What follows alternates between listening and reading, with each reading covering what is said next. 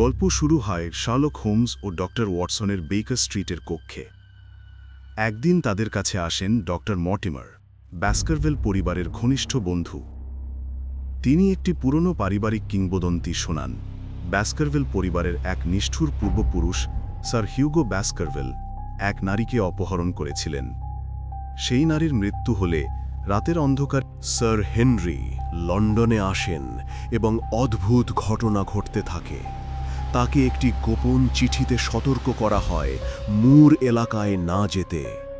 তার নতুন কেনা বুটের একটি রহস্যজনকভাবে হারিয়ে যায়। লন্ডনের রাস্তায় তাকে একটা গোপন লোক অনুসরণ করে। হোমস বুঝতে পারেন কেউ একজন স্যার হেনরিকে নজরে রেখেছে।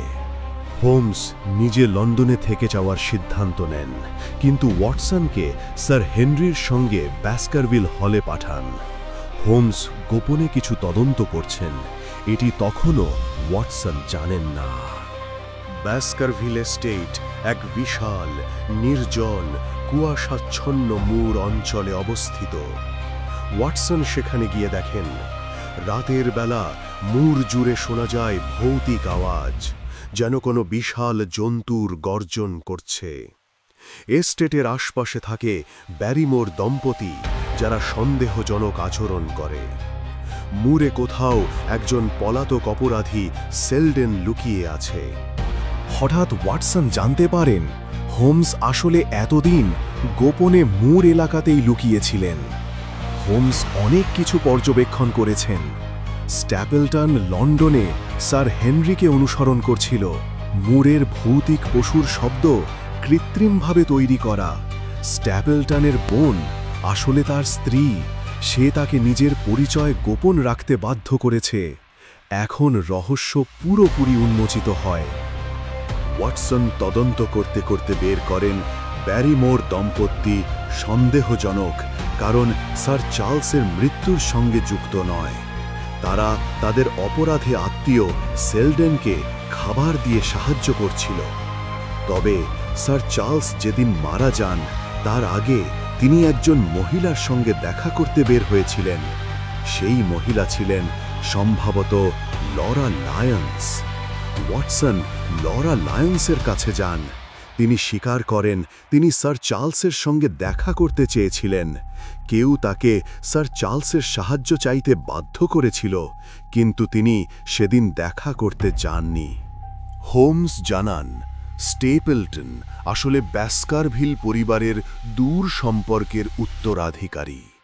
তিনি চান স্যার চার্লস এবং স্যার হেনরি দুজনই মরুক, যাতে সম্পদ তার হাতে আসে। অলৌকিক কুকুর আসলে একটি বিশাল প্রশিক্ষিত কুকুর।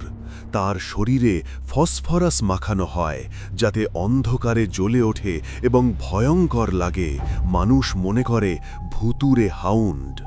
স্যার চার্লসের মৃত্যু ছিল ভয় জাগানো হাউন্ডের আক্রমণে সৃষ্ট হৃদযন্ত্র বিকল হওয়া।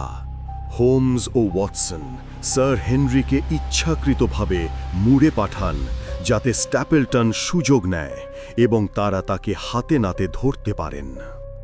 অন্ধকার রাতে স্যার হেনরি বাড়ি ফিরছেন। ঠিক তখনই সেই বিশাল জ্বলন্ত কুকুর তাকে আক্রমণ করে। হোমস ও ওয়াটসন গুলি করে কুকুরটিকে হত্যা করেন এবং স্যার হেনরিকে বাঁচান। স্ট্যাপেলটন পালিয়ে যাওয়ার চেষ্টা করে মুরের বিপজ্জনক গ্রিমপেন মায়ারের দিকে। সেখানকার কাদা পানিতে সে ডুবে মারা যায়। লাশ আর পাওয়া যায় না। ব্যাসকারভিল পরিবারের অভিশাপের রহস্যভেদ হয়।